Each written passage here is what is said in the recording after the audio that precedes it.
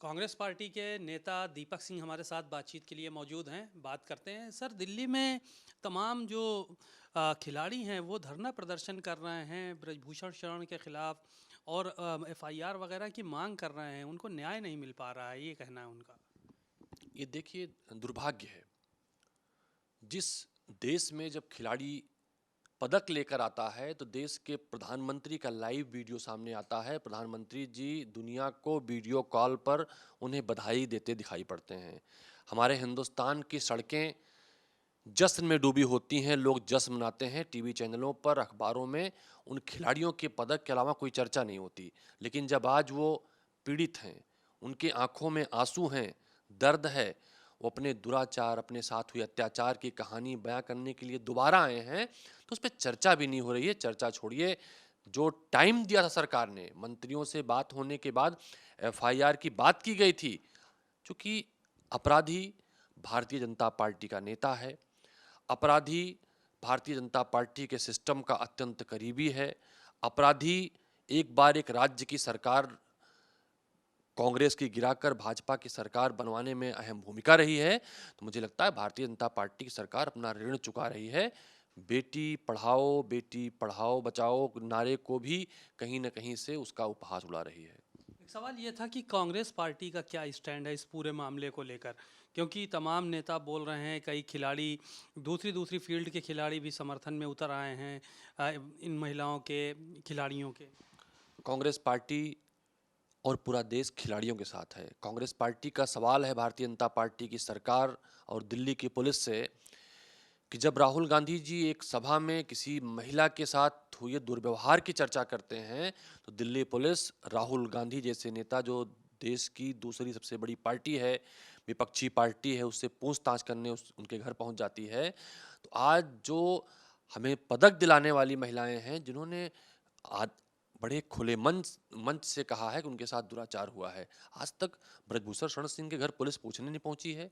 वो राहत की सांस ले रहे हैं। भारतीय जनता पार्टी के बैनर पोस्टर लगाकर भारतीय जनता पार्टी के नेताओं और उनके चुनाव के जो प्रत्याशी उनके प्रचार कर रहे हैं। तो ये भारतीय जनता पार्टी का दोहरा चरित्र है। कांग्रेस पार्टी हमेशा अन्याय अत्याचार के खिलाफ रही है और कांग्रेस पार्टी पूरे देश के उन खिलाड़ियों से, देशवासियों से अपील करती है कि भारतीय जनता पार्टी की सरकार में महिलाओं के साथ जो आज तक बड़े बड़े अत्याचार हुए हैं, उनमें से कहीं बहुत ज़्यादा बड़ा अत्याचार है। क्योंकि हमारे देश के सम्मान स्वाभिमान का सवाल है, हमारे देश के लिए पदक लाने वाले खिलाड़ियों की अस्मिता का सवाल है। तो इस पर कांग्रेस पार्टी तत्काल कार्रवाई की, भारतीय जनता पार्टी के नेता और सांसद की गिरफ्तारी की मांग करती है। एक सवाल ये था कि निकाय चुनाव चल रहा है, ऐसे में तमाम राजनीतिक दल मैदान में हैं। ये देखा जा रहा है मुख्यमंत्री छोटे छोटी से गलियों में, मोहल्लों में जाके जनसभाएं कर रहे हैं। कांग्रेस पार्टी कहाँ पे अपने आप को पा रही है इस पूरे चुनाव में? देखिए, कांग्रेस पार्टी निकाय चुनाव में अधिकांश सीटों पर चुनाव लड़ रही है। कांग्रेस पार्टी के प्रत्याशी मजबूती के साथ मैदान में हैं और जीत के भी आएंगे। निकाय चुनाव का जो प्रदर्शन होता है, जनरली सर्वाधिक सीटें निर्दलीय जीतते हैं, लेकिन कांग्रेस का जो प्रदर्शन है हर बार से इस बार निकाय चुनाव में बेहतर रहेगा। ये भी देखा जा रहा है कि कांग्रेस पार्टी के तमाम नेता लखनऊ के छोड़ छोड़ के जा रहे हैं, दूसरे दलों में शामिल हो रहे हैं। कल भारतीय जनता पार्टी में शहर अध्यक्ष आपके शामिल हो गए कांग्रेस के। उसके बाद आज एक बड़े नेता समाजवादी पार्टी में शामिल हो गए। तो ये डैमेज कंट्रोल कैसे होगा, आप लोग कैसे करेंगे? जब पतझड़ होता है तो पतझड़ के बाद जो पत्ते निकलते हैं वो पत्ते ज़्यादा मजबूत और टिकाऊ होते हैं, काफ़ी लंबे समय तक चलते हैं। मैं व्यक्तिगत तौर पर ऐसे नेताओं के हमेशा खिलाफ रहा हूँ जो स्वार्थवश हमारे संगठन में आते हैं और स्वार्थ सिद्धि के बाद चले जाते हैं।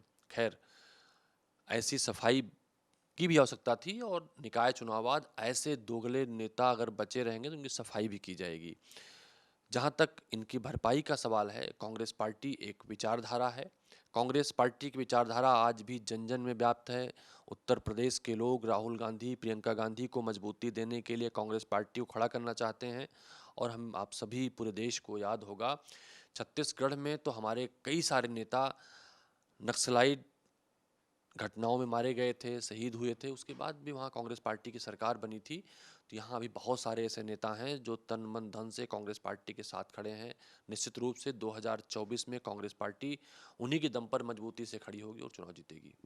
बातचीत के लिए शुक्रिया। आपने दीपक सिंह को सुना, उन्होंने कांग्रेस पार्टी के जो नेता छोड़कर जा रहे हैं उस पर करारा प्रहार किया और साफ तौर पर यही बातें कही कि ऐसे नेताओं की सफाई की भी ज़रूरत है जो मौके पे जो है वो पाला बदल लेते हैं और पतझड़ के बाद नए पत्ते निकलते हैं जो ज़्यादा मजबूत होते हैं। कैमरामैन अमरीश के साथ सीमा नकवी, भारत समाचार, लखनऊ।